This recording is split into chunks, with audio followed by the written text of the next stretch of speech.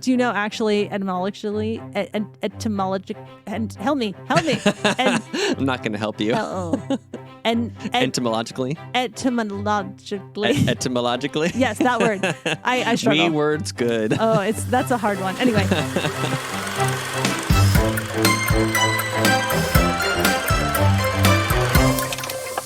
Hello and welcome to Steam Powered Movies. And Happy New Year. Happy New Year. Woo! I forgot my kazoo. I have a literal kazoo upstairs and I forgot it. So we're going to have to go with my mouth kazoo. Okay. Good enough. Kazoo noises for the new year. This is the movie podcast where Mike and Dana watch a steampunk movie and then we have a chat about it. Mm-hmm. And hi, I'm Mike. Hello. And also I am Dana. I am here. We are down in our studio and it is just past midnight here on New Year's Eve. Yes. So it is officially the new year. We're doing it at the right time again. Yep. Ringing in the new year with another steampunk movie. We watched Castle in the Sky. It's directed by Hayao Miyazaki. Mm-hmm. Came out in 1986. Love. And then was released in the US in 1991. Mm-hmm. It's got a bunch of people's voices that you recognize if you watch the English dub, which we did. Yeah. I know people have thoughts and feelings about subs versus dubs and all of that. But I do think that the dubs of most of the Miyazaki films are very good. Generally, yeah. It feels like they go big budget, or at least bigger budget on the voice cast. Like, I know that this one had Anna Paquin and James Van Der Beek. Yep, they were the main characters, the kids. Mm-hmm. Anna Paquin was like 9. Yeah, I don't think young. I realized her acting career went back that far.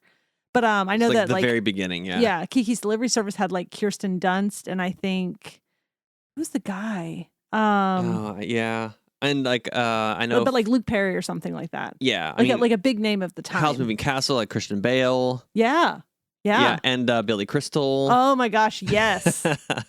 Which we talked about on a previous episode. Yeah, we like Miyazaki. We like his films. Do you know, it's really funny. I don't know anything about sort of the Miyazaki history. Like, I was looking on IMDb at the cast and it said like Disney dub. Mm-hmm. So I guess Miyazaki's Studio Ghibli, like partnered with Disney at the time. And I don't know like what Disney kind of saw in Miyazaki at the time. Like, was it just that like they saw that he's like this really great filmmaker and was like, yeah, this is great? Or like, did he have fame at the time that we just don't realize? He was a big deal in Japan. Was he? Yeah. Okay, good to know. Yeah. Yeah, I didn't realize. Yeah, and again, they got some really big names for this one. Mm-hmm. You already said Anna Paquin, James Van Der Beek. Cloris Leachman was the head pirate, the mom character. And Mark Hamill. Yes, he was Mark Muska, Hamill. the government glasses bad guy. Yeah. That's what I called him in my notes. Do you say the government glass is bad? No, government glasses bad guy. He wore glasses. Yeah. Okay, that makes more sense. And then also Mandy Patinkin and Andy Dick. They were a couple of the sons. Okay. The henchmen. I was trying pirates. to listen out for Mandy Patinkin's I couldn't voice. I couldn't place which one he was. Well, I think because I'm so used to Inigo Montoya. And you killed my father, prepare to die. Yeah, like the Spanish accent. Yeah. And whatnot. And I think that because I didn't have that, I just couldn't place his voice. Yeah. Also, he was young then too, probably only younger than we saw him recently in anything. So yeah, but like they all did a great job. I thought it was a really good dub. Yeah. Nearly 40 years ago. What? Yeah, dude. Think about it. I don't want to. Yeah, don't do that. Then I have to do the math with my age and all that stuff. I know. Let's not do that. Okay. Instead of doing math, let's talk about like all the cool steampunk stuff in this movie. And it is so full of steampunk stuff. Heck yeah. Even from the opening scene and the opening credits. Oh, I literally wrote, starting strong with an airship. Yep. I wrote airships, exclamation point. Uh-huh.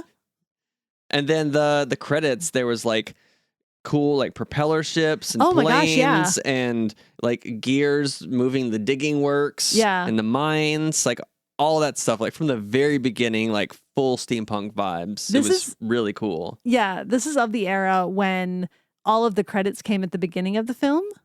Yeah. Rather than just like sort of like your top cast, like at the very beginning, maybe, which I don't think that's even done anymore.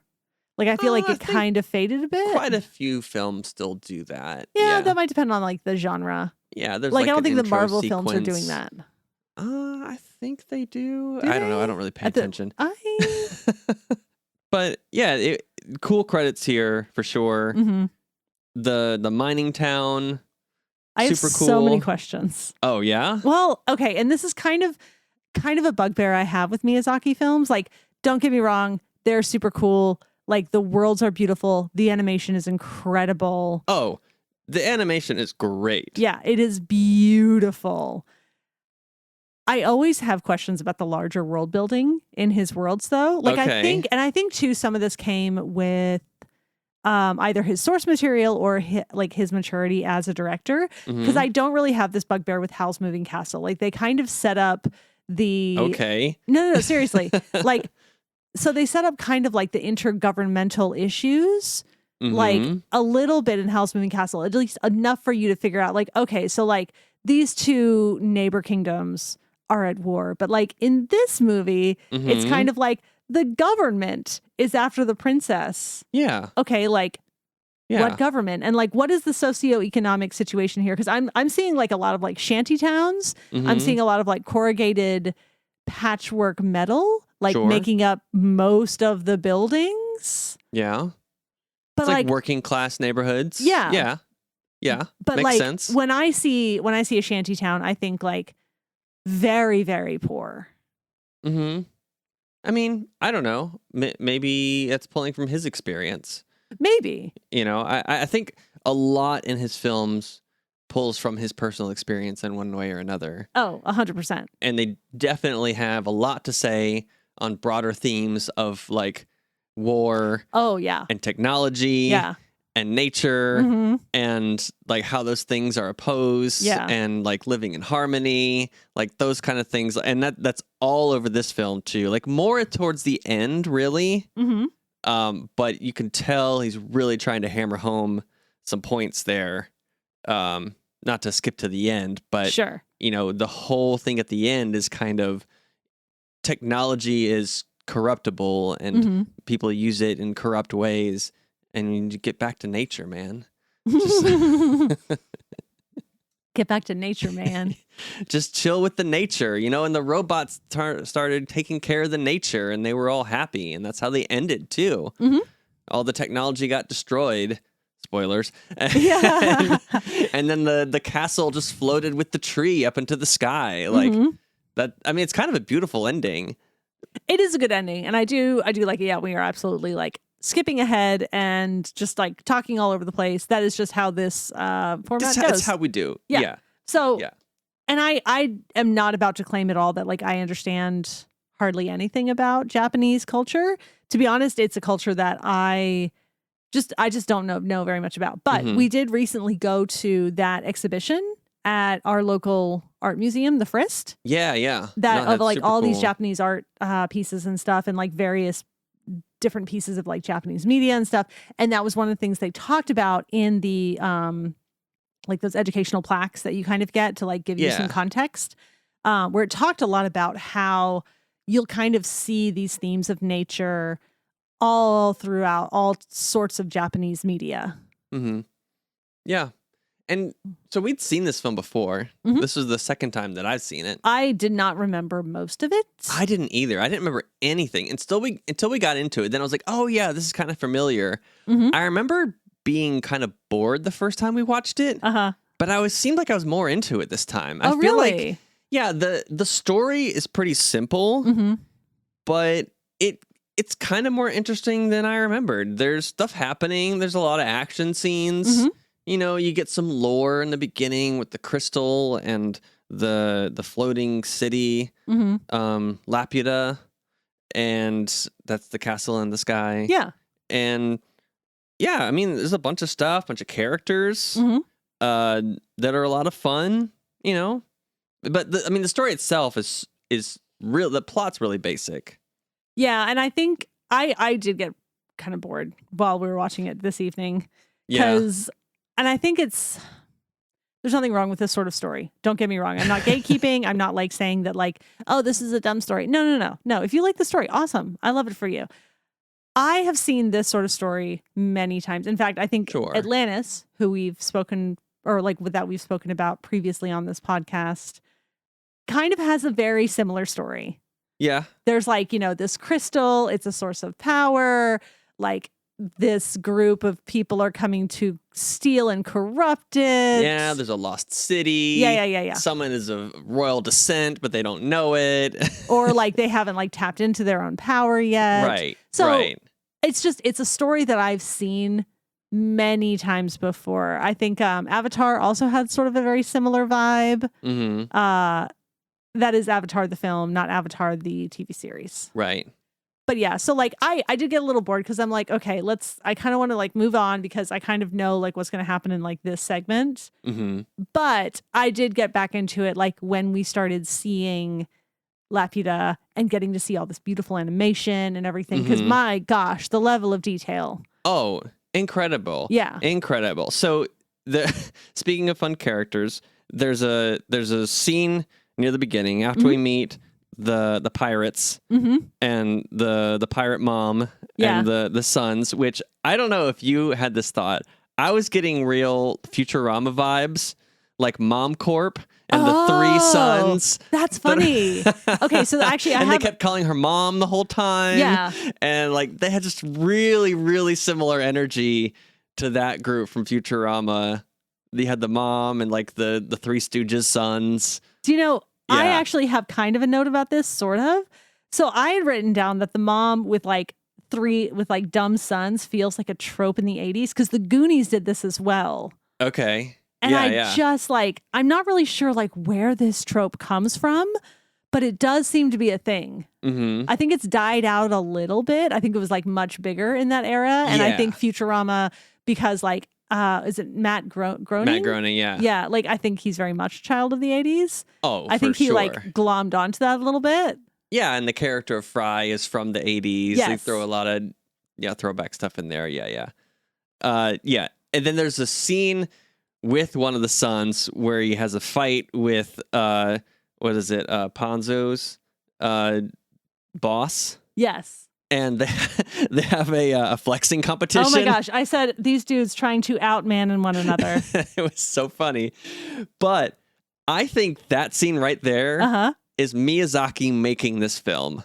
Because he was just flexing all over the place with the animation. Yeah. With the colors, every different kind of action scene. There was zooming in and out. The way he frames stuff is sometimes very much like it's an actual camera on set where you'll have like, he zoomed in on one thing and then you zoom back and something comes across the screen and then now you're with that thing. It's very cinematic stylistically. Even stuff with water. There was little insert scenes that are not necessary whatsoever. Like one of like a pig running across the street. Like, I know, that was really cute. I was kind of like, okay, I need to know, like, are these pigs just sort of a pest in the town? Are they like giant rats, but they're pigs? I don't know. But like you said, and then when we got to Laputa, it was just all beautiful scenery and highly detailed, like extra detailed when we got there, it felt like. But even before that, like we had the town and like all the buildings are like built into the cliffs. I really loved that. I think that was very cool. Because and that's a piece of the world building that I love where like they're using the environment in the same way that human civilization has for eons. Where like we basically just use what's around us. If there are cliffs, like we're going to work with the cliffs. And so that I really like. It's just some of like the larger, like, I guess, overarching things that I'm like, I feel like this has gotten a bit lost, but okay. Like I get it. Like we only have so much time in this film. It just feels very loose. It's 2 hours long. It is, yeah. It's long. It's a long, especially for like what is ostensibly a children's film. That is a long kids film. I'm telling you, he was just flexing all over the place. He was like, I got to get all this stuff in. It was one of his earlier films. Yeah. And kind of near the beginning of what we consider like his main group of films that at least that came to America and that are known to us. Because I think Castle of Cagliostro was one of the first ones. I think Castle in the Sky kind of starts the modern Miyazaki era. Oh, okay. That goes till, just recently we had The Boy and the Heron. Yeah. That came out 2 years ago. I think so. Something like that. It feels like it was yesterday, but it might have been 6 years. We went to go see it in the cinema, and that feels like it was like a couple of months ago. I have no idea. Yeah. No, I definitely think as far as steampunk vibes, the beginning and the mining town was like heaviest into it. Yeah. Really incorporated like the use of steam and the gears and pulleys in the everyday work that they were doing.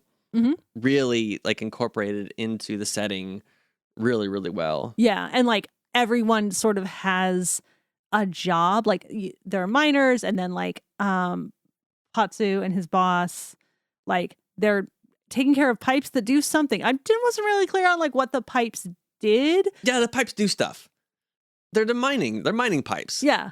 But I could be convinced that like, they're doing like they're working some kind of like hydraulic drill or something like that. I mean, they were at the very least operating the elevator that brought them up. That's true. From the bottom of the mine, because that's what they had him jump on the wheel crank thing to bring the guys up, and they're like, oh man, we're not really finding anything. I guess they didn't go down to the caves that had all the magic stones everywhere. I guess not, yeah. That wasn't really a thing, except the one old guy that lives down there. And I this is like the part where I kind of want to mention that like Patsu is kind of an idiot, but also he can do anything. Oh, yeah. He has amazing grip strength. Yeah, he's super agile. I wrote down somewhere parkour champion. Yes, that he is. 100%. But like he does several impossible things. Yeah. Like jumping and then climbing up that like vertical pillar that as it's falling apart at the end. Totally. Yeah. Crazy impossible.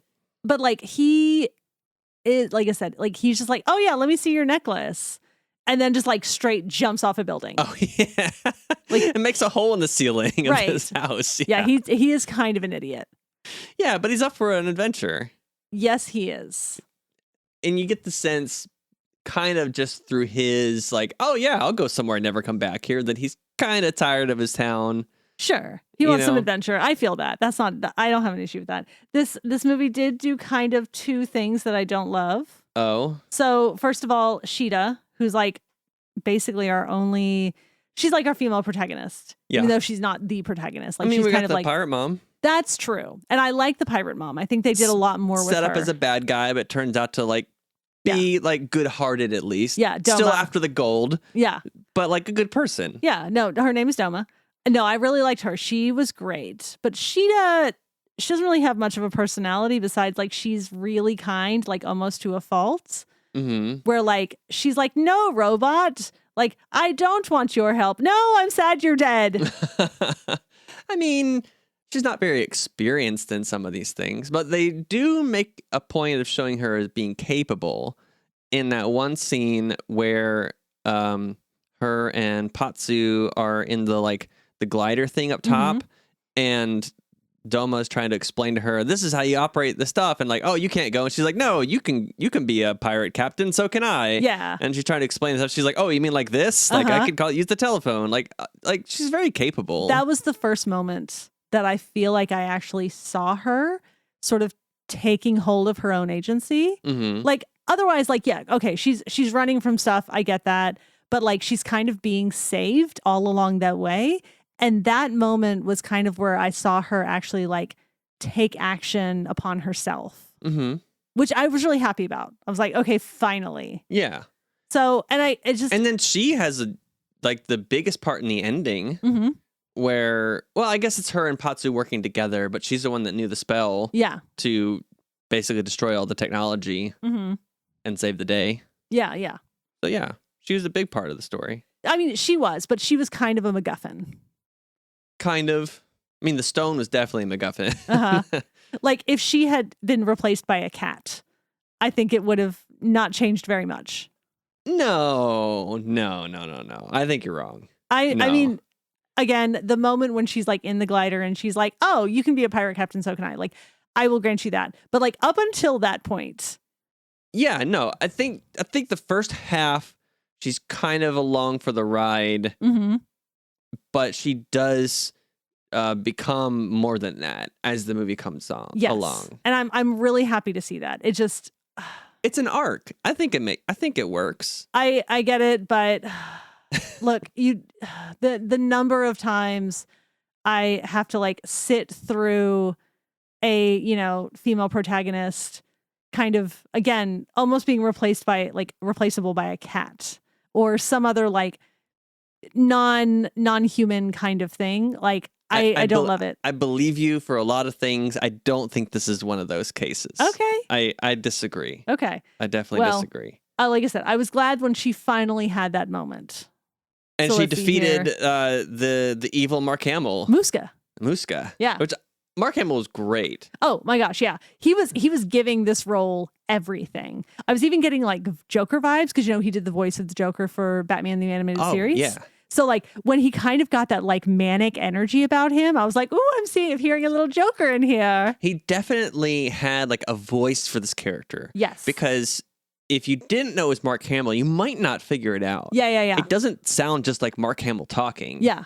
He's definitely doing a voice. He's doing a character. And it comes through in the performance. Again, like whoever does the casting for these dubs does a really great job for the most part. There's a few roles in a couple of the movies I can think of that are not the best, but this one's solid all the way through. Yeah, no, I agree. Speaking of the voices, I thought it was interesting with Anna Paquin. I know she was super young. Yeah. I had to look it up because she sort of had an accent that came and went. Yeah. She actually grew up in New Zealand. Yeah.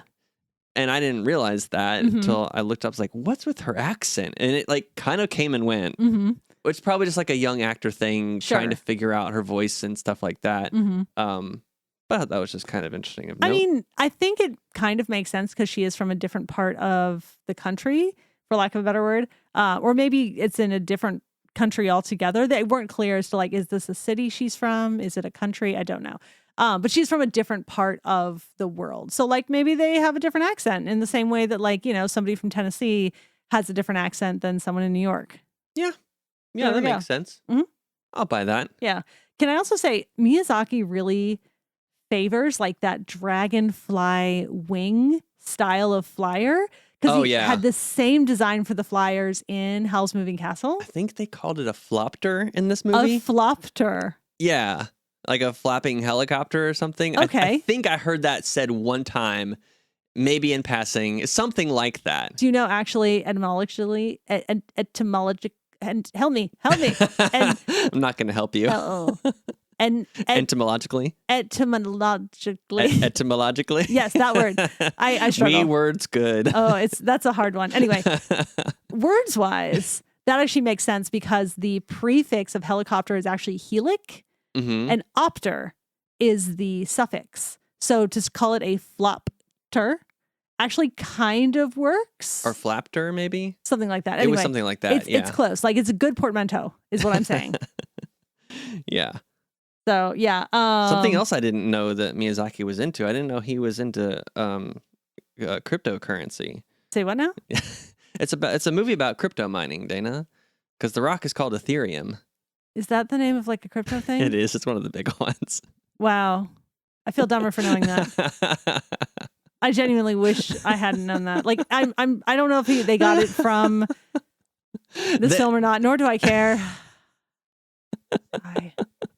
I think it's named after this film, actually. I didn't put that together until tonight. Well, then I hope someone gets them on copyright infringement. Probably not. Yeah. But it is really dumb that like, yeah, one of the big cryptocurrencies is named after a rock in this film. A magic rock, no less. Rock, oh my gosh, wow. It just had to be mentioned. Okay. And it had to turn into a bad joke. Because that's what I do. Thanks. Thanks for that. Do you want to hear my favorite quote from the film? Please share. I peeled my last potato. I feel that after I peeled a lot of potatoes today. Peeled so many potatoes. Yeah, I appreciate you. You made delicious mashed potatoes. But, yep, they were delicious. Yep. Also, can we just mention that everyone in the pirate gang has to wear the same doofy outfit, and I kind of love it. Well, of course, I actually think this is a really funny trope when in a film, like everyone is sort of dressed the same, because there was a scene that we never get to see on screen. We're like, and here's your uniform. Yes, you have to wear it. I don't care what you think about it. Like, our leader designed this and chose this out specifically. You can take it up with them if you want. Right. And then, like, another scene where like people are like trying it on and being like, this color looks really bad on me. Or like just they're trying it on and trying to like assess how they feel like in this outfit. Do they just have one, or do they have like 2 or 3? That's and they a great question. Rotate through them? I mean, you see those like, bits in movies and stuff where like people have a closet full of the same outfit. Sure. I imagine it's like that. People who have their life together, you mean? Yeah. You're not wrong. Like, I hear people talk about that. Like, yeah, I have like 10 of the same outfit. And I'm like, that actually sounds kind of great sometimes. Like, where you're just like, I don't want to think about what I have to wear. And I don't know what a henchman's closet looks like. I never went to henchman school. That's a shame. Yeah. I hear good things. I hear they have a really good meal plan. Yeah. Yeah. Like low wages, but I think a lot of your stuff is taken care of. Yeah. Like health insurance. Low cost of living as a henchman. Yeah. Because you're usually housed in the lair. Mm-hmm. So there you go. Yeah. It's like army, but no pension. Sure. I don't know. Yeah. I mean, it's essentially working on a cruise ship. Yeah.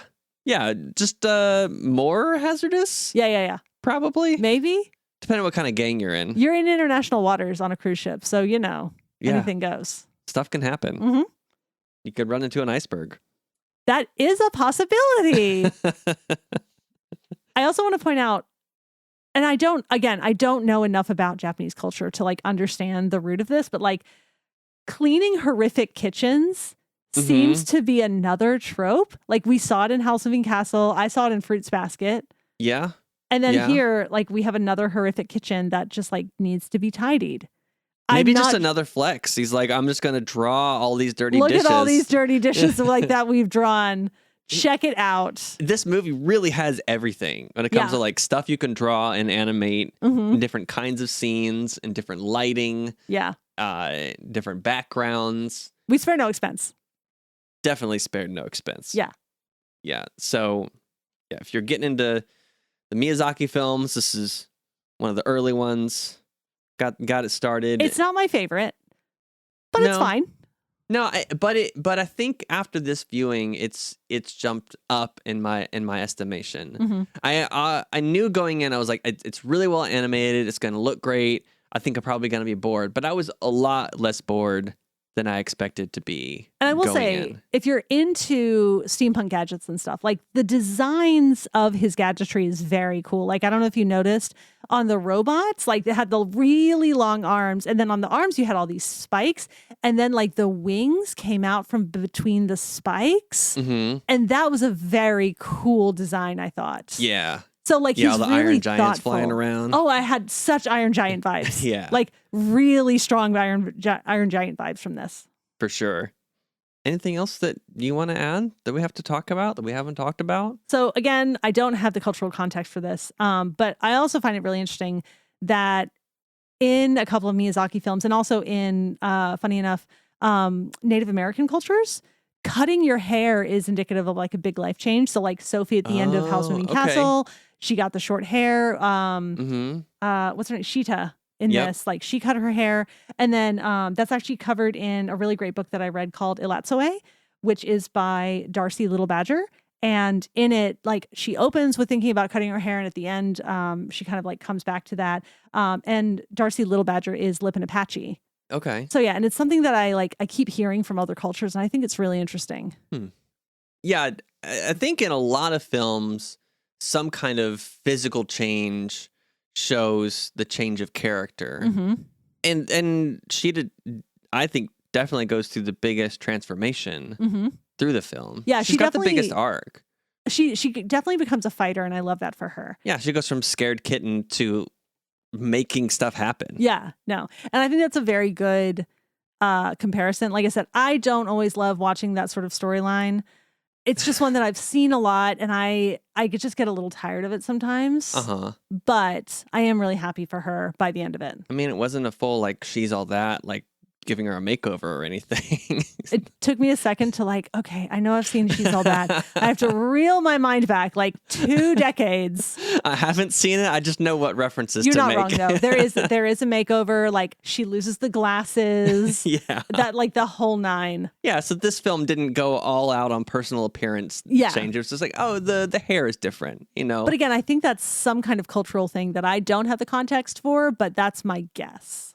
Wouldn't surprise me. If anyone listening knows, tell us. Yeah, absolutely. Hit us up. Get in the comments. That's right. Talk to us in the Discord, the link in the description. You can hit that link. Yeah. Tell us all your knowledge of stuff that we've mentioned here, and maybe we got it wrong. I think all we got left to do, besides saying one for all and all for mom. Wow. Yes, that was such a good line. I actually I didn't have a lot of chuckles through this, but I chuckled at that line. Yeah, that was good. Audibly. And she was the one that said it. She was like, all for me. All for me. Yeah. Yeah. No, honestly, like if you're going to be like the pirate captain, you got to kind of have that swagger. Oh, yeah. Yeah. No, she had some pretty gangster swag for sure. I love it. So we got to rate this film, Dana. All right, let's do it. And we don't rate it based on any critical film critique criteria or whatever. Just vibes, basically. We got a lot on vibes. Sure. The first rating is how steampunk is this film on a scale of 1 to 5 steam engines. How steampunk is Castle in the Sky. Oh, 5 out of 5. Yeah. No question. No question whatsoever. No discussion. Definitely 5 out of 5. Super has steampunk. All of like the gadgets and cool stuff and just whatever your little steampunk heart desires. Fantastic. There's airships start to finish. I mean, what else do you need? Exactly. And then also, we're going to rate it just on how much we enjoyed the experience of watching the film. Mm-hmm. On a scale of 1 to 5 gears, Dana, how much did you enjoy this viewing of Castle in the Sky? I'm going to give it like a solid 4 out of 5. Okay. Yeah. Wow, more than I was expecting, actually. I was thinking about 3, but as you say, like I actually really love like the pirate mom character, Doma. Mm-hmm. Like she's pretty great. Her sons are really great and whatnot. And I was kind of here for her. Yeah. Yeah. No, the whole thing was great as far as all the characters, and I thought there was a good amount of action. There are a couple spots that it drags. It's a little bit long. Mm-hmm. But I was also like just really appreciating a lot of the visuals and everything, and keying into that. I also give it 4 out of 5. Mm-hmm. Like I said, there's some slow spots, and the story's basic. But also there's nothing wrong with basic. No, let us be clear. No, I can't really think of anything that I would change about it. Mm-hmm. I don't think it would need any change to be better. I just, for my personal enjoyment, I think it's a 4 out of 5. Mm-hmm. On the top hat scale, of course. Of course. Because that's my rating system. Yeah, and I have gears. Yeah. All right, well, we did it, Dana. We rang in the new year. We did. Happy 2025 to everyone. Yep. I hope it's a great one. We will talk to you next month about another film. Mm-hmm. Until then, hit us up again in the Discord. If you want to talk to us, you can get at us now on Bluesky. Yep. We are Steam Powered Movies.